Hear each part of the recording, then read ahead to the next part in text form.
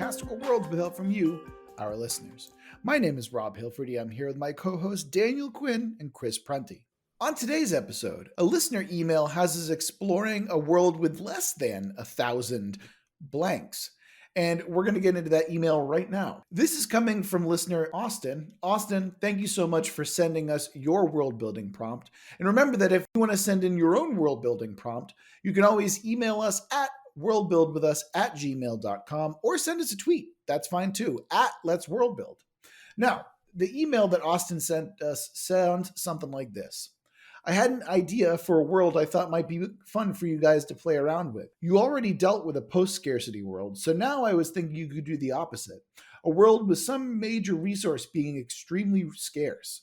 I'm thinking something like food, shelter, water, gasoline, love, etc. It doesn't need to be post-apocalyptic either. Just a world with a shortage for whatever reason.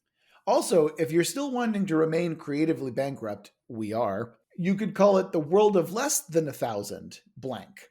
And yeah, that's exactly what we're doing, Austin. So thanks again for your email.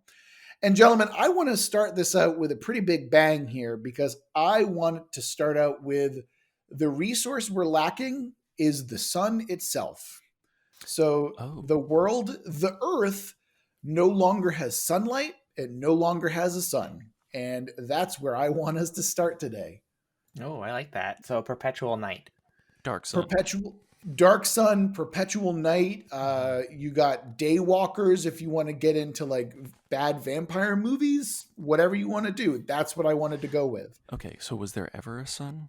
Yes. Oh, is follow-up questions. Is the sun literally gone, or is it like magically obscured? Is it like, are we dealing with a magical situation, or does it follow science in some way?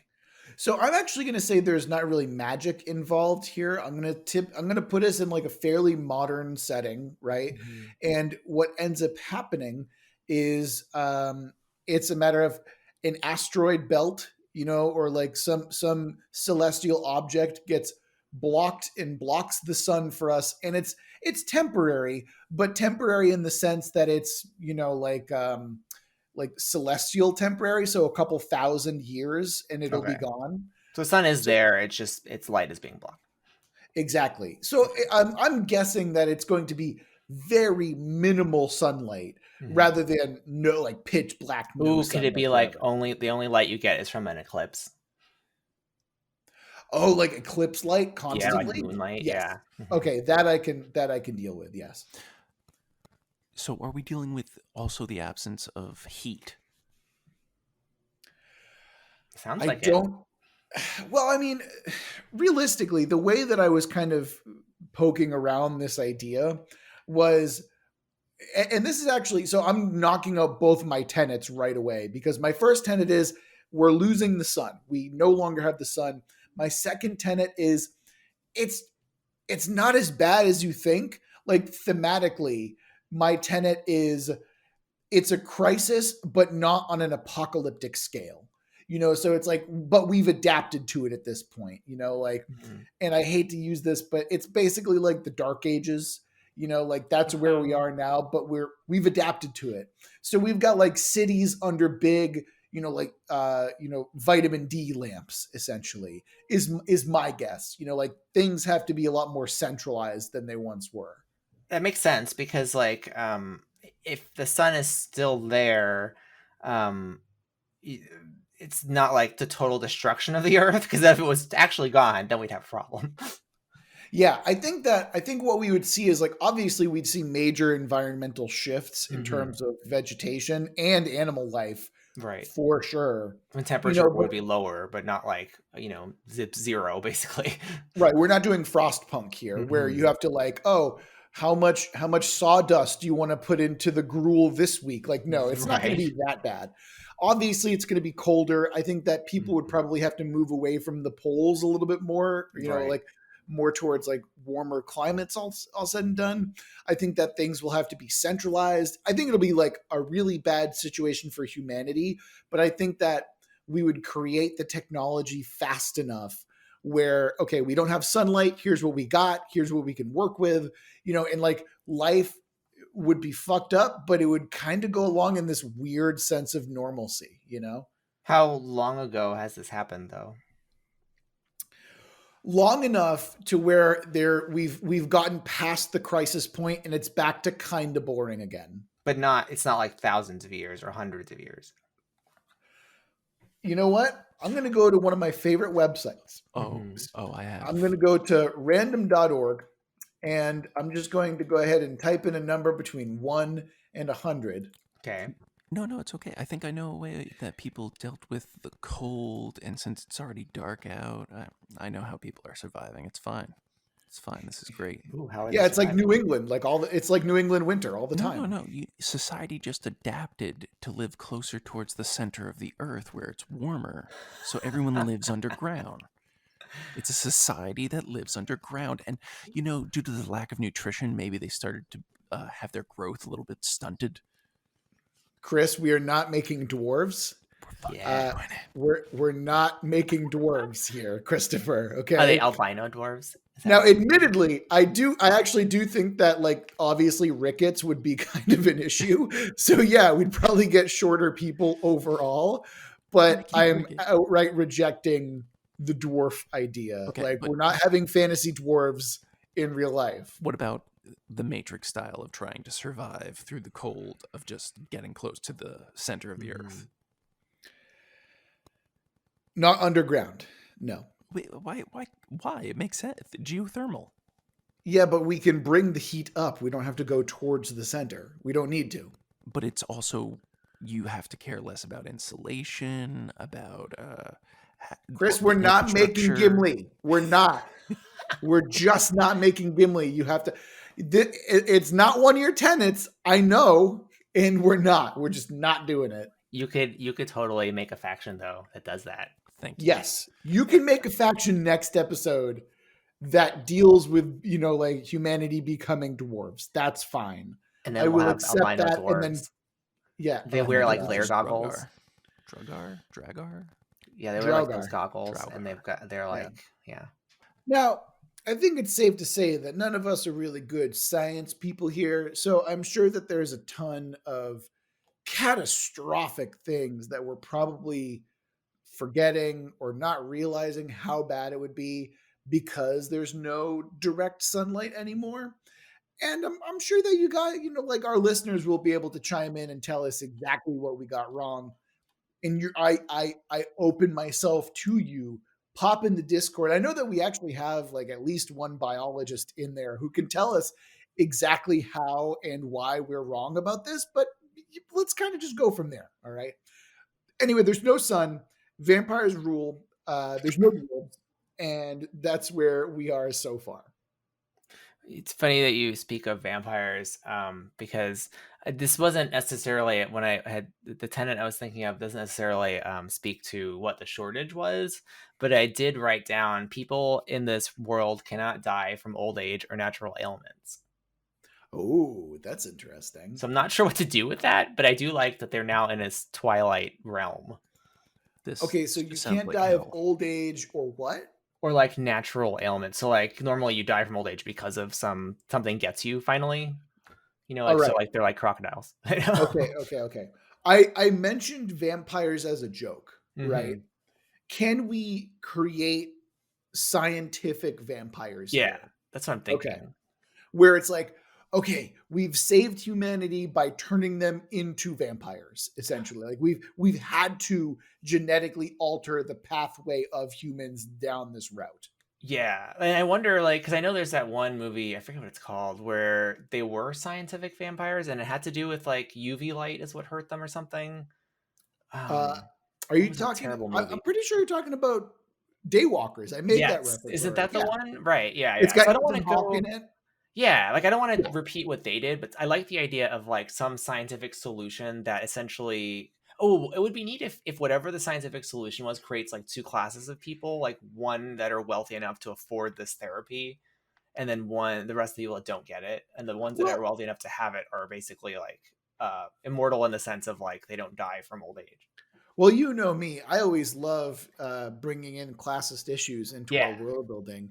And I mean, realistically, the vampire, like mythologically speaking, has Mhm. often been represented as aristocracy, Yeah. right? And to that point, like beings who feed off of the lifeblood of others, whether that be through capitalism or through aristocracy, or there's a classist base there. And I imagine that we can probably evoke something here as well. That's what I So want to do. Yeah. what I can imagine we can do with this tenet is make it so, yes, you can be immortal and you can be immune to, normal disease and whatnot, but also just, have it be a class thing, like, so the poor people strive to become vampires. So it's an ascension to this vampiric lifestyle. Now, one thing I do want to stray away from, I want this bloodletting to be metaphorical. I don't want them to be, like, oh, I have to suck on my blood. I don't Yeah, I don't want want any like direct Yeah. parallels What's to that vampires. smell? Exactly. Like, I don't want any blood. I don't want them to be like regenerative or have special powers. I just want them to not die from old age necessarily. Yes. And there's something parasitic maybe about the relationship with the lower class.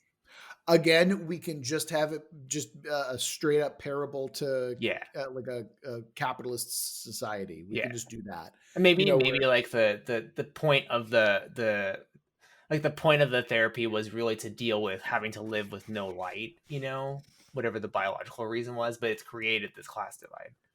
Mhm, mhm. And Oh, so like some of them have this immortality, not all of them. Not everyone. Okay. Yeah. Right. Like a certain class of people. again, you're creating a neo aristocracy here, or like a bourgeois type thing, but it's something different now. Because they like kind of represent capital almost, Yeah, capital exactly. seek. And this implies, right, that there is a need for sustained, like, it's not like you can prick somebody and they're immortal forever. There has to be some sustained treatment. Oh yeah, like a therapy. Yeah, they just need adrenochrome. Oh my god, fuck off. I like we should call it like the therapy with a capital T. Yeah. The therapy? Yeah. I was thinking like some kind of a gene therapy type solution. Like a gene therapy would be cool. Chris's adrenochrome might not be too off, actually. I think we could probably work some dumb bullshit into there. I mean, I can give you the second tenet, which actually spins off of Chris's comment. Really? Go right ahead. It does.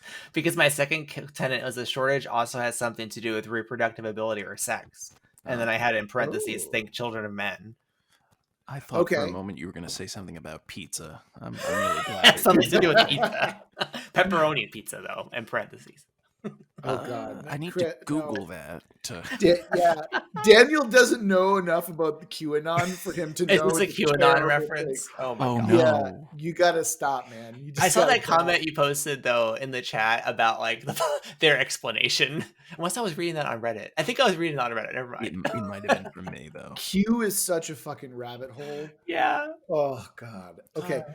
So we've got the therapy. What was your second tenet that you wanted to go into? Oh, I was thinking like making it related. So like I don't know what. Oh, it's totally up in the air. Right. Yeah, it's a reproductive ability or sex is somehow impacted by this. So what does that imply? That is it a children of men situation? Is that perhaps what happened? Is that children who are born, even those treated with therapy, capital T, cannot survive without the sun for some reason? Oh, and maybe they're sterile. It sterilizes you. Oh, yeah, that's not a bad idea. Well, you're talking about the children, right? So it's like, you're right. Okay. Oh, maybe that's what happens. Maybe like the therapy itself is a sterilizing agent. So you need people who aren't who don't undergo the therapy. Oh, you need the lower class. To continue to breed, to continue to have generations after that. And then the only certain ones can be ascended to the level of the vampire. Yeah, and then it's it could also be seen as like almost a sacrifice in a way, because you're giving up your ability to breed, or you could just breed and then afterwards like, hey, I'm giving it up, I'm becoming an immortal vampire god now. Yeah. Well, we've already dived pretty deep into this, and we're like fucking 10 minutes into the episode. Now you gotta see what is Chris gonna dump into this. Yeah, Chris, what's your tenet? Let's start out here, boss. Everyone's dwarves. You got us. No, got him. I will tear your throat out with my bare teeth. I will. Swear to God. I'm into everyone being a dwarf, Chris. I'm into it. Thank you. Thank you so much, Daniel. I will come down on you like a reckoning. Like all those regal, like vampire aristocrats, they're all dwarves, all of them. I mean, that would be like half of my Dwarf Fortress plays. That's how all of them end. I would say that one of the things that I also would like to do when it comes to immortality, just to make it that it's not just the biological immortality. Let's say the people are kept alive through some sort of computerized means.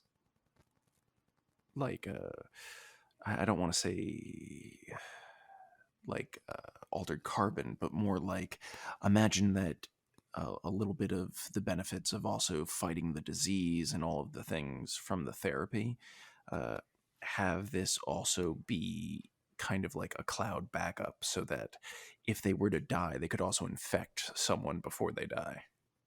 Oh. And What do you mean by infect? so imagine, this is going into technology I know nothing about, but imagine your body was filled with nanites and collectively they all made up your memories, your feelings, and your personality.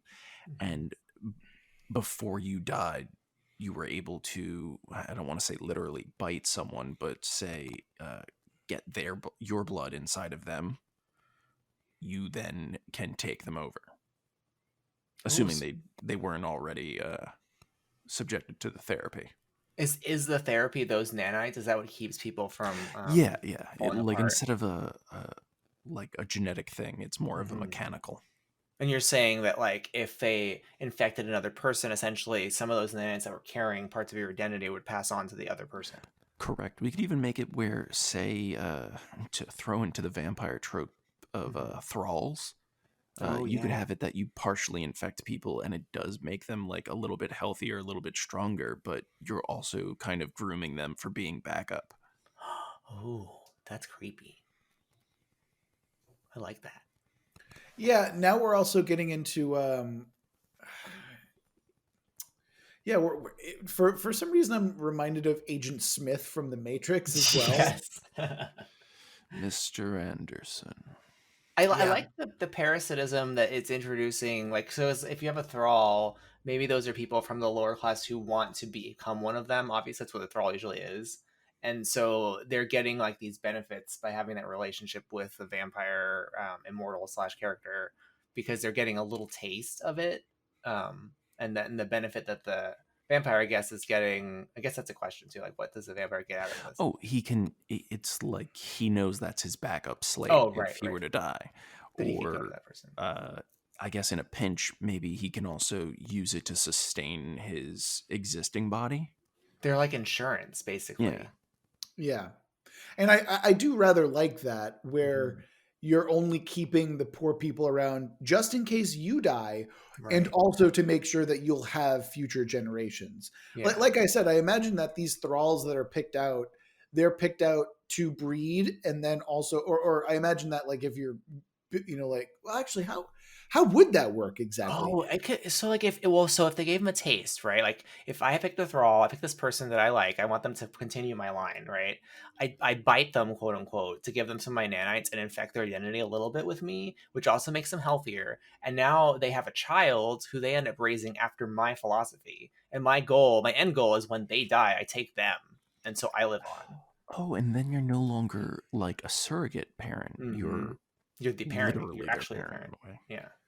And I'm now guessing, right? Like we're essentially creating super or uber conservatism, because it's no longer like you're no longer getting radical new ideas. You're essentially static, like literally genetically static in terms of progress. So yeah, because they're just like they're not only pushing themselves into the future, they're pushing their beliefs forward, right. And obviously because they're the ones who are maintaining power, there's going to be some kind of, like there's tension there, and also you're creating this like buildup of pressure that's going to eventually lead to rebellion for sure. Um, so actually, what's your second tenet, Chris? Because I have an idea that I kind of want to play around with. My second one was going to be I originally I didn't have it set for anything for this, but I really want something that either necessitates or allows for the rise of some sort of vampire hunter, because I always love the vampire hunter kind of thing. We've already made it that they're all uh, about being out in the open. They're the aristocrats. They're the important people. I guess vampire slayers would count more as like a faction, but maybe. So let me help you out then. Yeah. Because the idea that I actually wanted to play around with is this sounds really dire and dystopic. So Yes. what I want to do, instead of focusing on the dystopian aspect to this, let's jump forward in time and let's play out post-revolution. Let's talk about how the revolution to this like vampiric aristocracy happened. So, and then we can jump ahead and now we can focus on, okay, we're past the vampire overlords type shit. And now this is the society post that with the sun still out. So it's like we've already gotten past the really bad part of the history. And I think that this is a lot more fun because we have the tropes, but now we get to do the hard part, which is think about the setting after this whole dystopic future. So are they now a myth? No, because I would imagine that this lifestyle necessitates or like we still need this type of lifestyle to exist essentially. What's the benefit? So, from the perspective of the big picture, like what makes the vampires necessary? Like, do they do something that kind of staves off the total destruction of the earth? Like, why were they allowed to become immortal in the beginning? That is a great question. Mm-hmm. I think this is probably where we can kind of, and again, I find that this question that we're asking here is more interesting than a setting that is just Right. vampires versus humans in the revolution that is inevitably to come. I think Like, that figuring out what happens now is more interesting. were they set up to solve the problem of the darkness? Like, is the reason why they needed people to survive multiple generations is because they realized it would take multiple generations to solve the problem and move the thing blocking the sun? I would say that maybe they didn't have a solution, but the one thing that you could plan for is to have more time. Yeah. So the real scarcity is time, is what we're saying. Yes. In a way, yes. But isn't it always? Yes. Yeah. Well, see, okay. So besides time, because again, what if we're worried about time? If we're worried about the people not being able to progress, then why wouldn't you just be able to? Okay, let's Children of Men it then. Like the vampires. Ah, man, this is hard. I'm sorry. I mean, I'm is it so? cutting this Let's part, think about obviously. the nanite part. Like, was maybe like the technical solution of moving the object or ending the darkness was a process that would was like an algorithm or something that had to solve a process that would take a really long time and need people to oversee it. So I'm trying to think like how do the nanites come into that too? Like how do they come into existence? Well, actually, it doesn't even have to be the old age part. It just Mhm. maybe we can focus on the disease part in some way. So, like being immune, maybe the collapse of the natural ecosystem because Mhm. of the blocking of the sun happened too fast for us to cope with in an evolutionary standpoint. So Right. that's where the vampires come in, where maybe we have these like geodesic domes that Mhm. kind of happen because maybe because the atmosphere has changed so rapidly, Mhm. when people come out into the open, the air that we're used to breathing, that mixture of O2 and other gases, is different. And so it's like, oh shit, I can't breathe this air nearly as well. Or maybe it's like it's like inhibitive to what we're used to. So, you can go for a nice run in our current ecosystem, but with a world without the plants and everything because of the sun being gone, Right. significantly less oxygen, and again, the atmosphere just Yeah, I drastically mean, changes. we could be redesigning bodies and life forms to absorb the light that's not like the visible light, So like we're still being bombarded with all kinds of light from the sun. It's just not the visible spectrum of light. So maybe Right. like we've been modified to live with that, and that's what the therapy was supposed to do. Right. And so now we're transitioning to like more algae based, or maybe, Or more earth bioluminescent heat or type something. stuff. Ooh, I like that. Yeah. Bioluminescence, yeah. Yeah, and obviously, like, so that's why we had the therapy to begin with. Yeah. And so you could go outside of the geodesic domes to Mm-hmm. just you needed it Be to normal. Yeah. breathe in the open air. Yeah. Mm-hmm.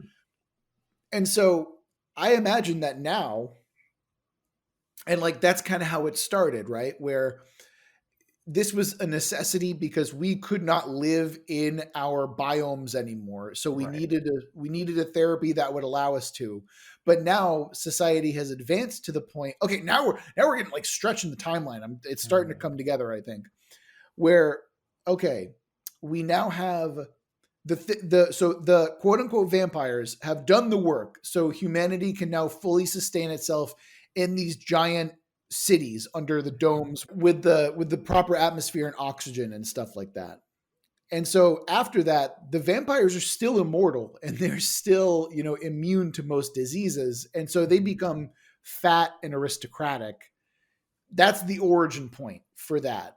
Now let's go to after the fall of the vampiric dynasty. Or do we want to? Because I find that, again, I'm, and we can argue about this, but do you actually let's do that instead.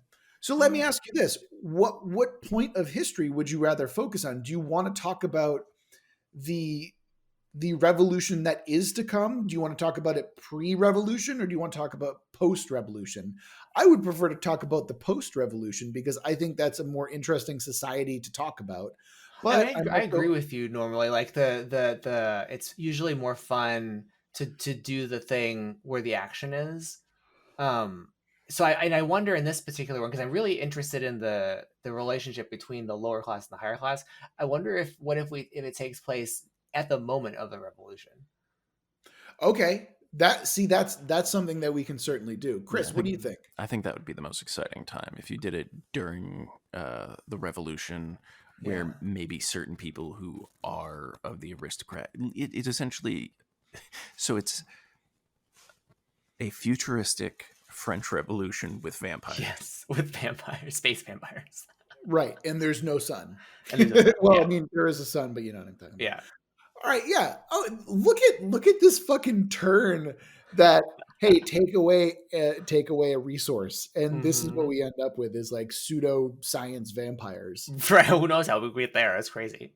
Oh man, this is what I fucking love. All right, so yeah, I let's thought we were let's do going to do that. Mad Max, and we ended up Victorian space France. Victorian space France. But there's no space. It's just future France. Victorian nano France. I will accept Nano France. That's Hey, acceptable. hey! Earth is in space. It's true. Okay. All right. So let's talk about. So the setting is the revolution. Yes. All right, gentlemen. I feel like this is definitely the time where we're going to come up with the world building jam. What do you think? Mm-hmm. All right. So let's tell a tale about the revolution. So, gentlemen, we have the vampiric revolution. Now we're going to do a little bit of world building jam session here. So the subject of our world building jam is going to be an item.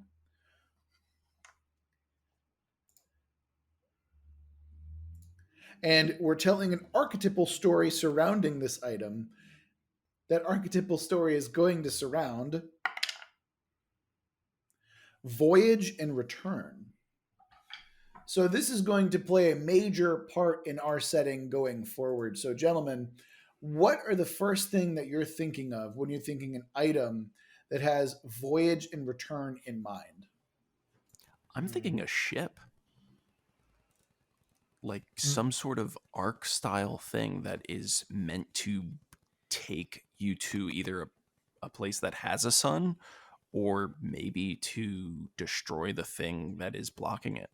Yeah, me too. That's exactly what I was thinking. We're voyaging to the place that, is causing the eclipse. So well, so let's tell a tale then of the ship that goes and tries to Armageddon the asteroid field out of the way. Then is that what we want to do, or is Um, that like perhaps too? I think that might be too literal. Yeah.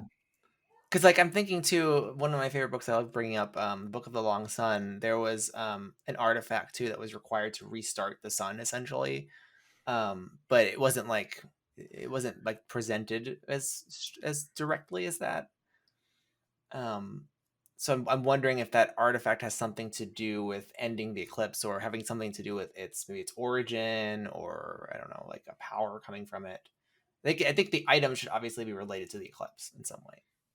See, I like the idea that also it's the eternal eclipse. Can we call it Yeah. that now? Yeah. Okay, cool.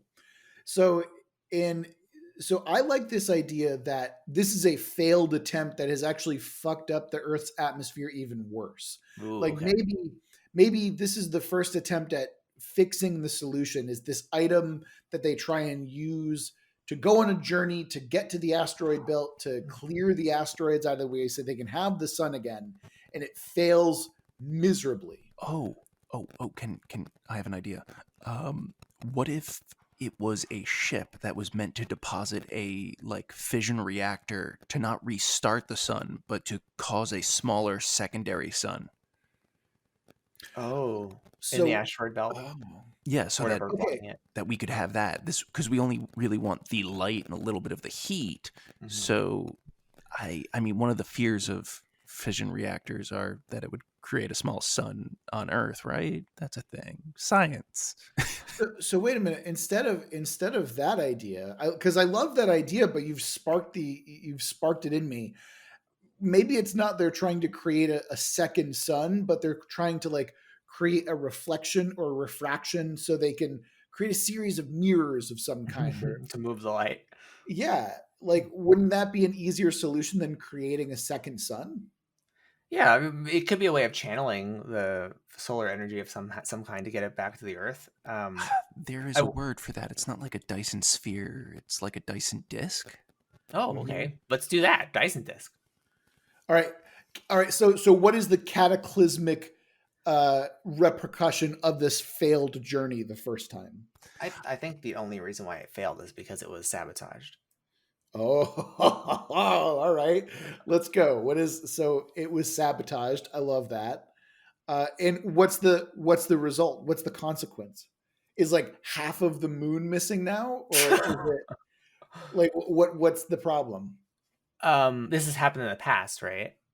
Right. This is I'm gonna say that So, this is even pre-vampires. oh, it's before that. Okay, I was gonna Yeah. say like maybe it solidified the power of those vampires. I'm gonna say that it's before that. This is the first thing they The tried first before the attempt. Oh, vampires. Yeah. okay.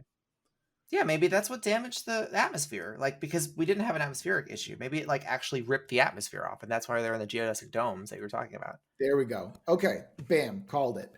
All right. So I love the idea of sabotage. I'm actually going to keep it open for now, and we're Yeah. just going to get into the twist. Wait. So Could I just add one more thing to that? Yeah. Just because I Go think on. it would be cool. The fact that it was also sabotage, maybe the reflection or the refraction of whatever it's doing is also heat based, and so Yes. now most of the surface or the planet is like a desert. So I get my Ooh. Mad Max theme kind I of. like that. A cold desert. Yeah.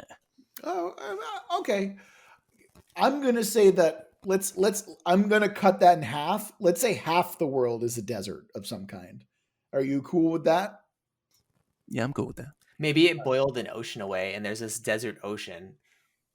Or it's a matter of like now the waters are half where they used to be. Well, I You I know? was also like not to give the sun back in because that would destroy the point, but I was imagining just a beam the size of like a small battleship that is just Yeah. focused light that's burning a hole randomly through the planet as it spins. Yeah. And so, like, It's every like, now and then someone Oh, just there goes up goes and they're like, Baltimore. necessitating people to live underground where it's safer. No, yeah, we're rejecting that. among dwarves. You That's know, why they got shorter. one of these days, I'm going to get a dwarf email, and I'm going to delete it before any of you read it, just to make No. sure. This is what caused the people to be shorter. Is the beams? It just heated them to make them like little half. All right, we're throwing in the twist now, so we're gonna roll that twist and see what happens. Oh God, I hate this so much. I hate this twist, Was it and I hate dwarves? that it came up for this one. Was it dwarves? The twist, gentlemen, that we will be going over next episode. Aliens did it. Yes. That's too easy. I By that we mean join us next week while we talk about this twist where aliens blew up the sun in order. God damn it all! We can make it work. Actually, this does kind of sound like a bad Asimov novel, so I'm cool with this. Actually, We'll I think we take can that have some fun with it now. with we a could grain even of bring in salt. elder gods as being aliens if we wanted to. Aliens could mean people, but just alienated from the earth. So who knows? Who I mean- knows? You know, It was- that's actually wait, not a bad no. idea for me to get around the dumb grays that It's are the doing elder Exactly. gods living in the center of the planet, and they can't live in the light, so they had to block out the sun. It's elder dwarves. Thank you. Actually, hold on. Okay, well, we're gonna talk about this next episode because this is the end. All right. It Thank gives you us so time much. to coordinate with Chris about making it into elder dwarves. Thank you so much for listening to this episode of World Build with us.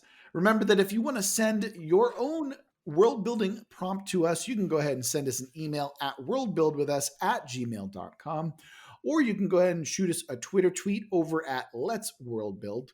If you want to just come hang out with us, you can go to our Discord and, shoot the shit about creative stuff all the time. Or if you're feeling particularly generous, or if you want to bathe in the sweet, sweet VIP delights of our Patreon, you can go there and be generous and give us some money. That's cool too. Links for those both in the description below. And remember that we're going to get through this together. We love you very much, and we'll see you next week.